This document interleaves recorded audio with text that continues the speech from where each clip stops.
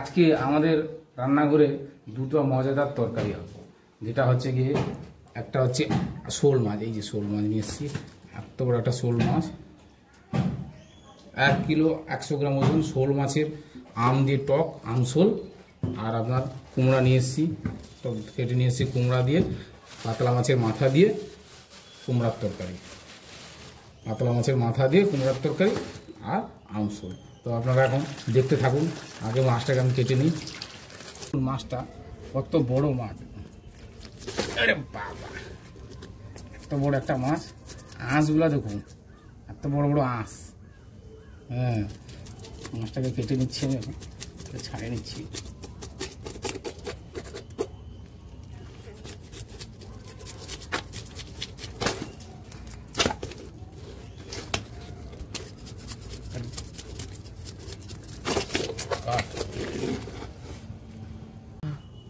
হাঁসটা এবারে ছাড়ানো হয়ে গেছে। দেখুন এত বড় হাঁস, তো এবার পাখনাগুলোকে আমি কেটে নেব। এত বড় মাছ তো বাড়িতে কাটা খুব অসুবিধা হয়।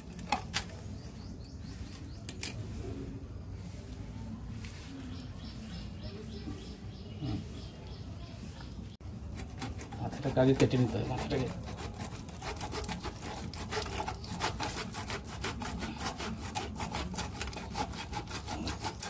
কাটার বটি যদি ঠিক না থাকে তাহলে বড় মাছ কাটা খুব কষ্ট।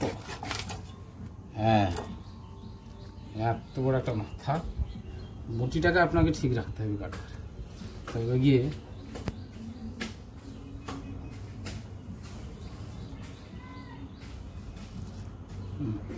এই দেখুন মাথাটা দেখুন, এত বড় একটা মাথা হয়েছে। এই যে শেষে আমি ব্যর্থ হয়ে গেলাম মাছ কাটতে, এসে আমার মিসেসকে লাগাতে হলো। তো এত বড় মাছ তো আমি তো কোনোদিন কাটিনি, যার জন্য ব্যর্থ হয়ে গেলাম। আর দুটো ডিম বেরিয়েছে, একদম পুরো বড় বড় ডিম সব। তো অনেকে শোল মাছের মাথা খেতে পছন্দ করে। এই যে দেখুন, এই মাথাগুলো খেতে অনেকে পছন্দ করে।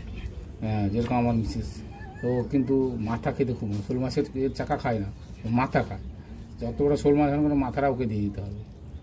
তো যাই হোক, মাছটা এখন কাটা হয়ে গেছে, এতগুলো পিস হয়েছে। মাছ এখন ধোয়া হয়ে গেছে, ধুয়ে নুন আর হলুদ মিশিয়ে একটু ওই কাতলা মাছের মাথা দুটো দিয়ে, এই যেহেতু কুমড়ার তরকারি হবে সেটাও সঙ্গে মিশিয়ে নিতে হবে। মাছগুলা সবগুলা মাছ রান্না হবে না, কিছু কিছু মাছ রেখে দেওয়া হয়েছে, আর বাকি এগুলো নুন হলুদ মিশিয়ে কিছুক্ষণ রেখে দেওয়া হবে। এখন মাছটাকে হালকা করে ভেজে নিতে হচ্ছে, যেহেতু আম যে টক হবে সেজন্য মাছটাকে হালকা করে ভেজে নিতে হচ্ছে। এদিকে আমার কুমড়াও কাটা হয়ে যাচ্ছে, কুমড়া আলু একটু দিতে হবে কুমড়ার তরকারিতে। কুমড়াটা একটু খুব ভালো দেখে মনে হয় একটু মিষ্টি হবে। হ্যাঁ, কুমড়াটা অনেক মোটা একদম ছিল, দেখে মনে হচ্ছে একটু মিষ্টি হবে। মাছটাও হালকা করে ভাজা হয়ে গেছে প্রায়। টকের জন্য কাঁচা লঙ্কা একটু আর সরিষা, এটা একটু মিক্সিতে বেটে আনা হবে। তার সঙ্গে একটু হলুদ গুঁড়া মিশিয়ে দেওয়া হয়েছে, তাহলে একসঙ্গে মিশে যাবে আর কি। চাকাগুলো ভাজা হয়ে গেছে হালকা করে, তো এখন মাথাগুলো একটু ভেজে নিচ্ছি। আর মাথাগুলো ভাজা মানে একটু সময় দিয়ে ভাজতে হয় মাথা। তো এটা কুমড়ার তরকারিতে দেওয়া হবে কাতলা মাছের মাথাটা, সেটাও সঙ্গে ভেজে নিচ্ছি, আর শোল মাছের মাথাটা ভেজে নিচ্ছি। এই কুমড়ার তরকারির জন্য মাছের মাথাটাকে এরকম ভেঙে ভেঙে একটু ভেজে নিলাম। এখন মাছ সব আমার ভাজা কমপ্লিট, দেখুন মাছ সব ভাজা হয়ে গেছে। কুমড়ার তরকারির জন্য মাছের ভাজা হয়ে গেছে। আর তাই এখন কুমড়ার তরকারি হওয়ার জন্য কুমড়া আর আলুটাকে একটু সিদ্ধ করে নেব, জল দিয়ে একটু সিদ্ধ করে নেব। কুমড়ার সিদ্ধ করার সময় একটু নুন, পরিমাণ মতো নুন নিতে হবে, পরিমাণ মতো নুন আর একটু হলুদ গুঁড়া দিয়ে দিতে হবে। এবারে এটাকে সিদ্ধ করে নিতে হবে। তো কুমড়াটা সিদ্ধ হয়ে গেছে একদম পুরোপুরি। তো এখন আমরা আগে টকটা রান্না করে নেব। টক রান্না করার জন্য টকে একটু বড়ি দিলে ভালো হয়। শোল মাছের আম দিয়ে টক, তাতে বড়ি দিয়ে ভালো হয়। বড়িটা একটু ভেজে নেব, শুকনো কড়াইতে বড়িটা ভেজে নেব। এটা কিন্তু আমার বাড়িতে একদম বানানো বড়িটা একটু ভেজে নেব। বড়িটা লাল লাল করে ভাজা হয়ে গেছে, এখন বড়িটা তুলে নেব। এবারে টকটা রান্না শুরু হয়ে যাবে। টকটা রান্না করার সময় তেল একটু নেওয়া হলো, তেলটা নিয়ে 5 ফোড়ন কাঁচা লঙ্কা শুকনো লঙ্কা একটু দিয়ে দেওয়া হলো, শুকনো লঙ্কা আর 5 ফোড়ন দিয়ে দেওয়া হলো।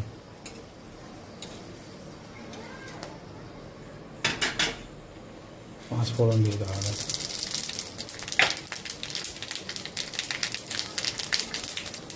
পরিমাণ মতো হলুদ,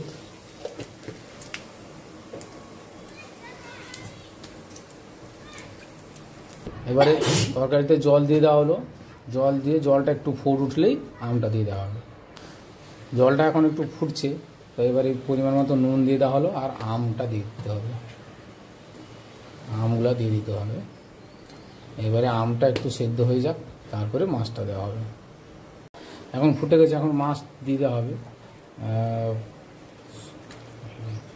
মাছটাও একটু জল দিয়ে ফুটিয়ে নিতে হবে। জলটা ফুটে গেছে এখন, তাই এবারে সরিষা, কাঁচা লঙ্কা, কাজু বাদাম এবং পোস্ত বাটা ছিল সেটাকে দিয়ে দেওয়া হলো।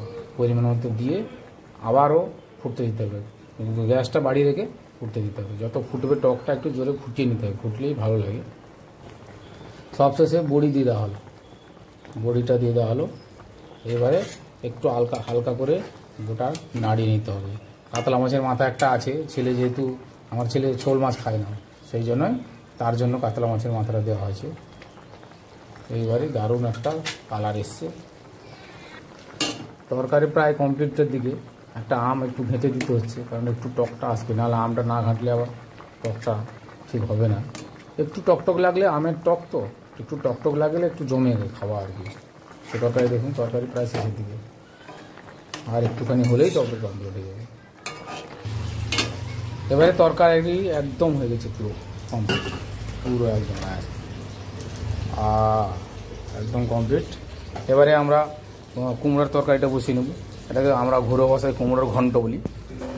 কুমড়োর তরকারিটা বসাবো এবারে।